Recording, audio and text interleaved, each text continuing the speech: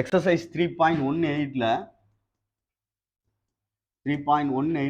First Roman லெட்டர்ல first sum. First what is given A அப்படின்னு முதல்ல எடுத்து எழுதிக்கோ. ஏ என்னடா தம்பி? ஏய் ஒழுங்கா சொல்லு.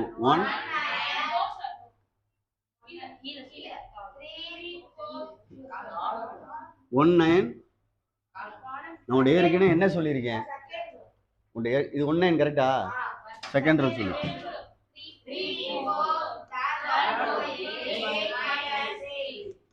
ரோ வைஸாக வாசிக்கணும் சொல்லிட்டேன். பி என்ன?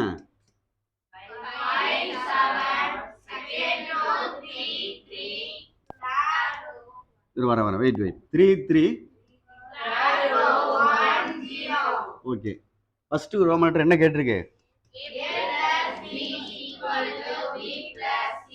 நான் சொன்ன வந்திருக்கு பாரு, கம்யூட்டேட்டிவ் சாட்டிஸ்ஃபை பண்ணுதான்னு பார்க்க போறோம்.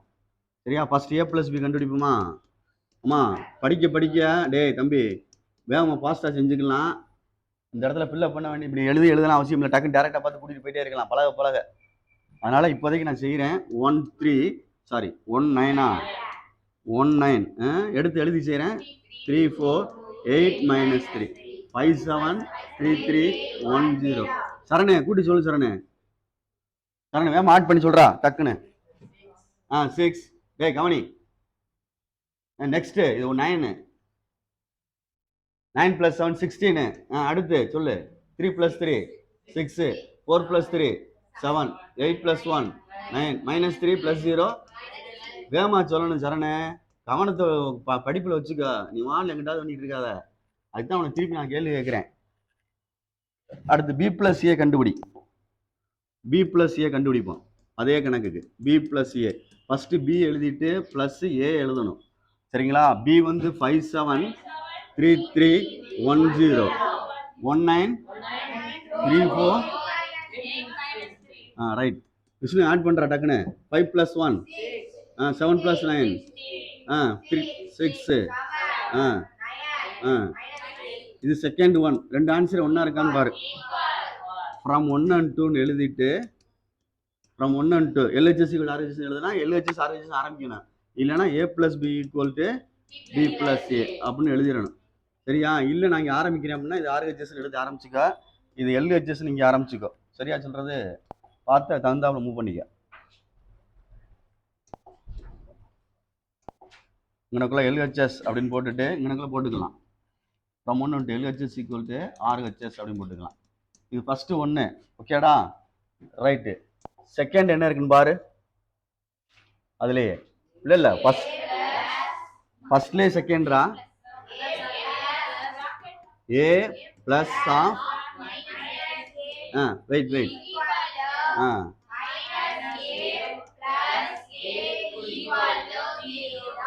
டேய் தம்பி கொஞ்சம் கவனிவே. நீனே கவனினா உனக்கே புரியும் அப்படின்னா ஒரு நம்பர் வந்து 4 இருக்குன்னு வச்சுக்கோ. இதனுடைய ஆப்போசிட் அப்படின்றது எதிர்ப்பு தான். இது +4 அப்படின்னா என்ன வரும்? அப்படின்னு போட்டால் ஆட்டோமேட்டிக் என்ன ஆயிரும்? அது மாதிரி இதுல சொல்லியிருக்கு ஒரு மேட்ரிக்ஸ், அதோட நெகட்டிவ் மேட்ரிக்ஸ் -ஏன்னு போட்டிருக்கோம்ல. அதுக்கு பேர் என்னது? Negative matrix. இப்போ ஒண்ணும் இல்ல, ஏன்னு ஒரு மேட்ரிக்ஸ் கொடுத்துருந்துச்சுல, அதை சொல்லு. 1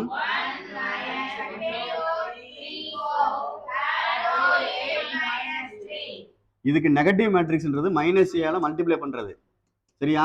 அப்ப இதை -ஆல மல்டிப்ளை பண்ணணும். -1 -1 -3 -4